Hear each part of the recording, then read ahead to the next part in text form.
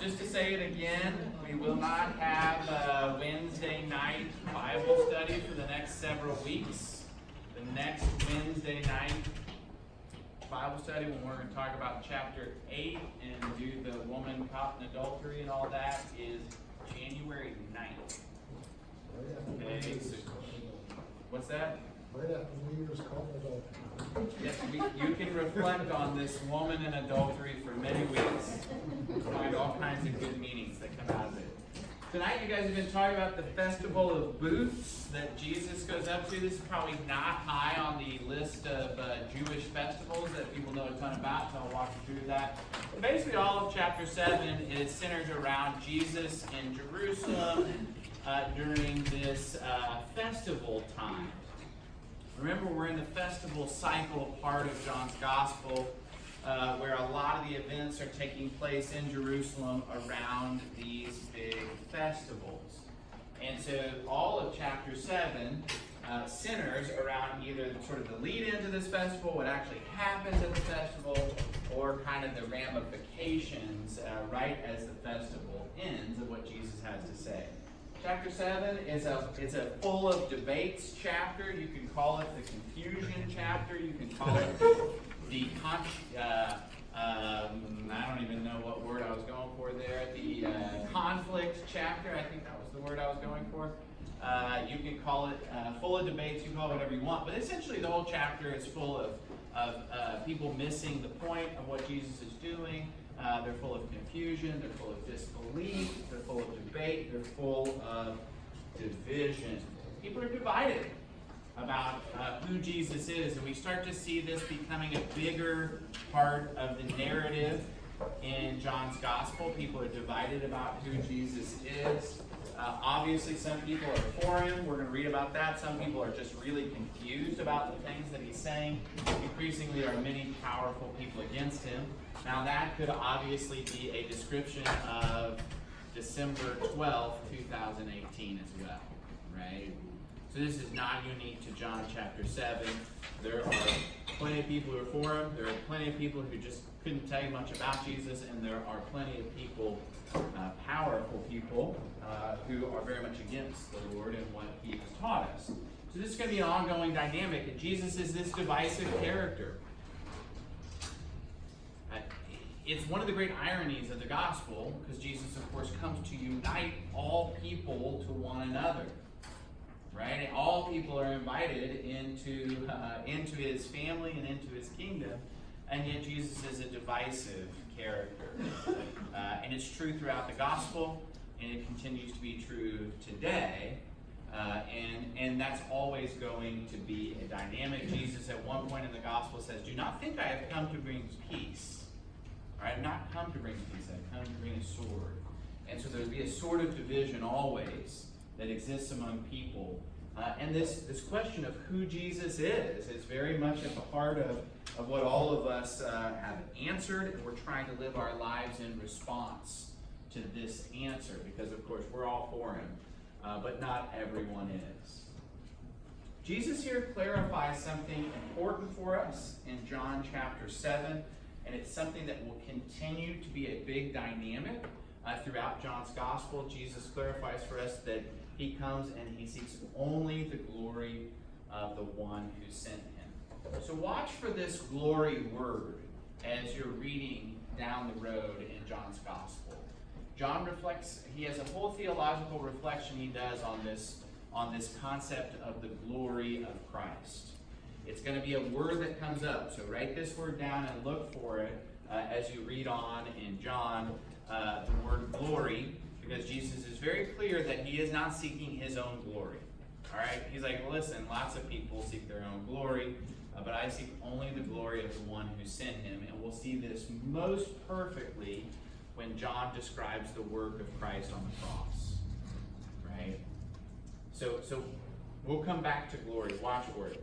All of this chapter is starting to build, right? So there's some momentum that's starting to pick up in chapter 7 towards the crucifixion, towards Jesus fulfilling his divinely appointed destiny. But we know that things are starting to get really tense, right? We started reading about some of that tension in chapter 6 At the feeding of the 5,000, things are going great. A lot of people engaged. Everybody's loving Jesus. He's the miracle-working Jesus. He's the Jesus who's doing great stuff. And then almost immediately, when he starts teaching in chapter 6 about what that miracle meant, we see people starting to head for the hills. All right? People are starting to take off. It's starting to be this dividing point. Jesus is revealing eternal truths, and some people it's too much for them. Right? That's what we read about. The response to Jesus' bread of life sermon in chapter 6, this is where you guys were a couple weeks ago, is what? People start walking away. It's too much. It's too hard for them. Right? So as Jesus is revealing eternity and people are hearing it, this is not the casual kind of lucky go type of a guy who, we got some cool tricks with loaves and fishes. This is Jesus who's come to reveal eternity, who's come to speak the words of the one who sent him. And so we see that this becomes an increasing dynamic. And it's going to keep increasing. So the crowd is going to keep getting smaller and smaller and smaller and smaller until, of course, at the moment of his crucifixion, just about everybody's left him behind. Because the intensity got ratcheted up. It was just too much. All right? So in our own day, the ministry of Jesus is too much for people many times. He asks too much. Because what's he asking for? He's asking for the response that you're willing to follow him wherever he has walked. And we know that that leads to the crucifixion. That's his divinely appointed destiny. Let me tell you about the Festival of Booths. Understanding the Festival of Booths is critical to understanding chapter 7. You just can't understand it really without it. So the Festival of Booths occurs every year in the Jewish tradition, 6 months after the Passover. So Passover is always in spring, almost always near Easter, right? So the date for Easter that we set every year is based on the way that they used to set, or the way that they still do set Passover. So they don't always directly coincide, but they're very close in the way they coincide. And so this is 6 months later. So this is always a fall festival. All right, so we think of pumpkins and apple cider and all that kind of stuff, and apple picking in our fall festival. Well, they had a fall festival too, and that's what this is. This is their version of a fall festival. And every year they're gathering in grapes and they're gathering in olives during this time, and they're gathering in Jerusalem to give thanks to God for all of that. John's describing these events. The Feast of Booths would have been on this year that we believe these events took place, from the 10th of September to the 17th of September in the year 32. So it's important to remember these are real things that are happening. These are historical events. We can trace it back to the days. We know the days these things happen. We can tell you with some degree of certainty exactly when all of these events took place, down to the day. They still celebrate Sukkot, is what they call it today, in Israel, and the faithful Jewish people throughout the world celebrate it, and it was in October of this year. So either September to October, and again, this depends not on this depends on a lunar calendar, all right, not on sort of the Gregorian calendar that we use for our activities. It's one of the 3 required festivals at this time, so sometimes they're called required festivals, or sometimes they're called the journey festivals. People make the journey in from all over the countryside into Jerusalem.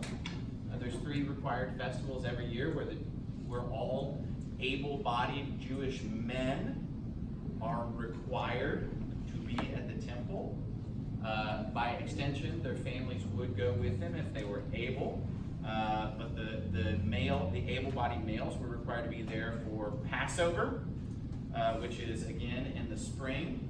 The festival of Passover celebrates, of course, the great Passover of the Lord, when the angel of the Lord passed over the houses of the people in Egypt, and the firstborn of Egypt were slain, and God delivered his people from slavery, bringing them out.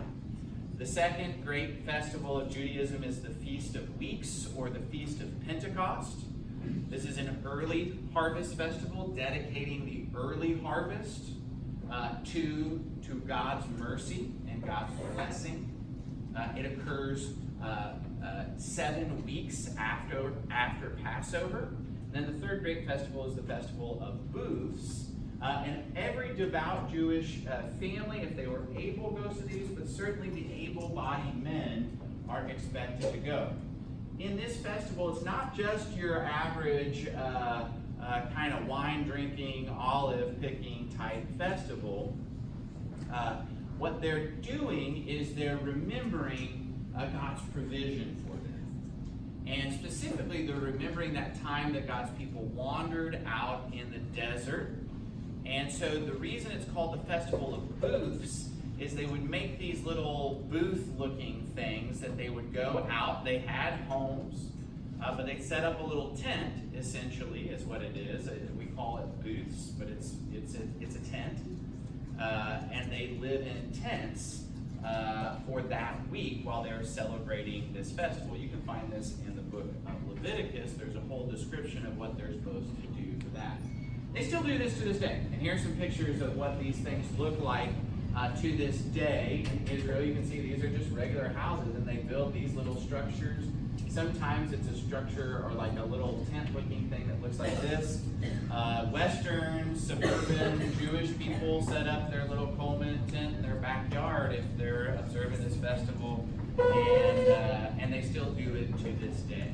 Okay, so the people would have lived in booths. That's where it gets its name from. For 1 week of the year in the fall, and they would have set these up, we believe, and if you've been over to the Holy Land, it's very helpful, but the Mount of Olives is right next to the temple. And we think that that's where Jesus and his disciples would have set up their tents when they were camping out during this week. And there's several places on the Mount of Olives that you can go that were places that Jesus frequently stayed when he was in from out of town to celebrate these festivals. Okay, so they set these deals up, and what they're remembering is that the people of God lived in tents out in the wilderness, wandering in the desert. All right, so their God was forming their people. Their people was developing a real sense of identity when they were out there in the desert. Their people was learning to rely on God.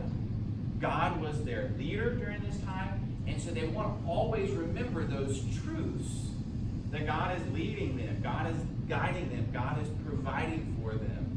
So this festival combines something that might be sort of more secular oriented, like we picked grapes and olives, with something that's remembering that those grapes and olives didn't just miraculously make themselves, that they were provided by a God who's always been providing for his people. All right, so the Jewish people, their whole life is wound around this idea, which is a good idea, that everything comes from the Lord. All right, so all of national life is oriented towards that idea, and that's what they're celebrating here at the Feast of Booths. I'm going to get back to it here in just a minute with a very specific ritual that happens during the Feast of Booths that will help make some of this make a little bit more sense. What we know is that Jesus' brothers don't want him to go up to the festival. They're like,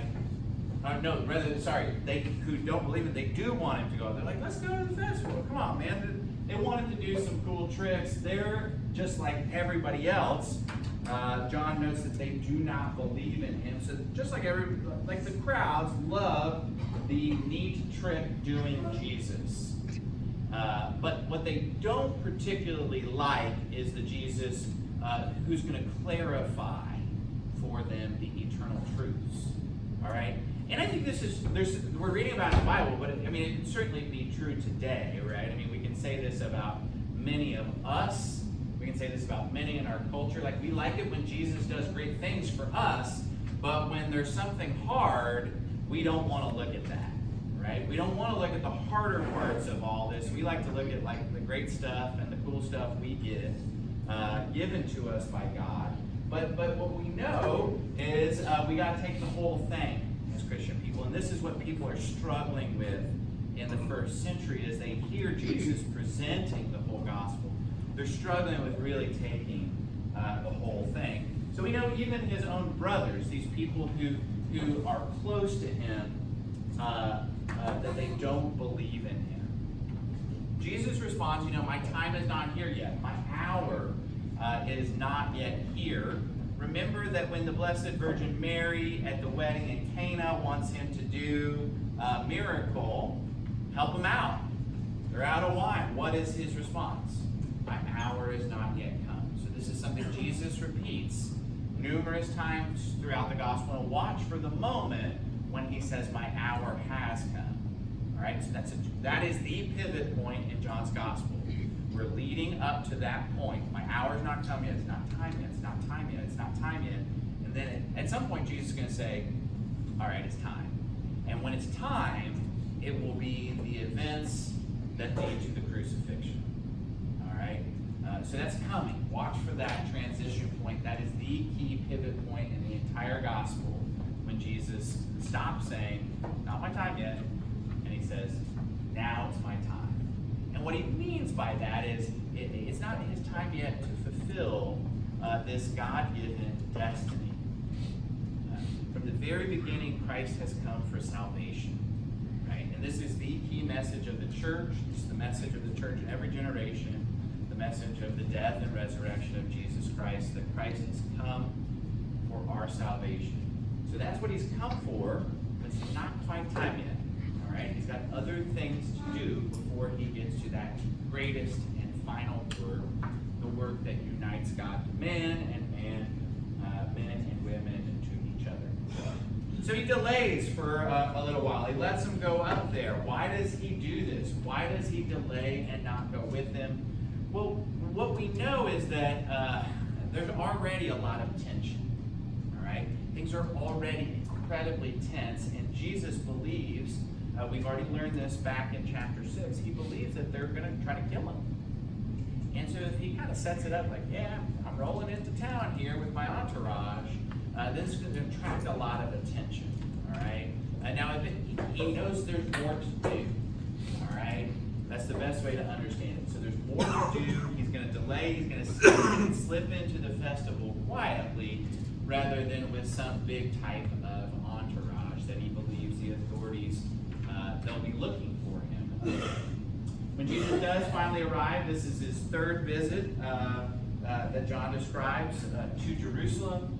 He teaches the people and he further reveals his identity. So a whole series of debates that happens as Jesus is talking with the crowds there at the temple. Remember, there are thousands of people that are gathered there at the temple. They hear Jesus speak. The first objection is that Jesus isn't educated. He's not studied with the rabbis. They don't mean that he can't read and write. He can read and write.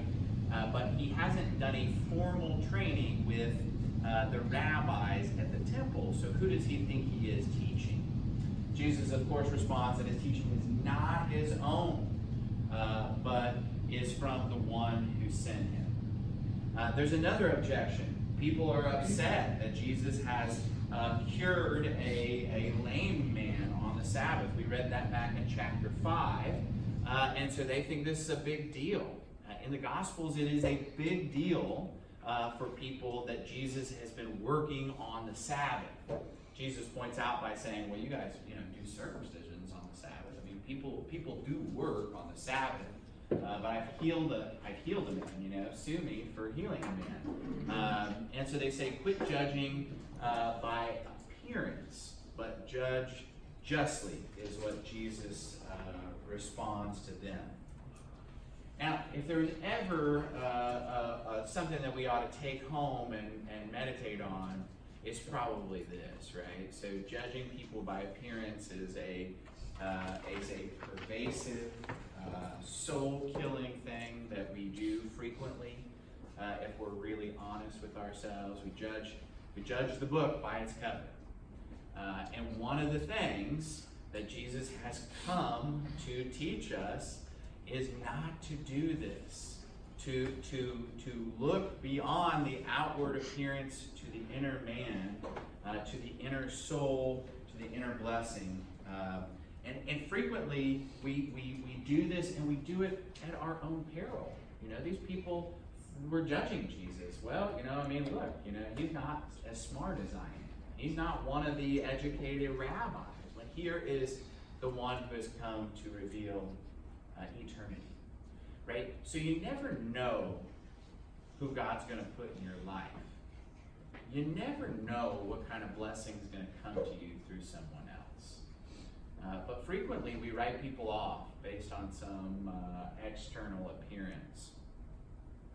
Some of you read that book, Same Kind of Different as Me, or maybe you saw the movie. It's a great reflection on this point entirely, all right? If you haven't read it, go read it. It's a great book. It's about some people down at the Union Gospel Mission here in Fort Worth.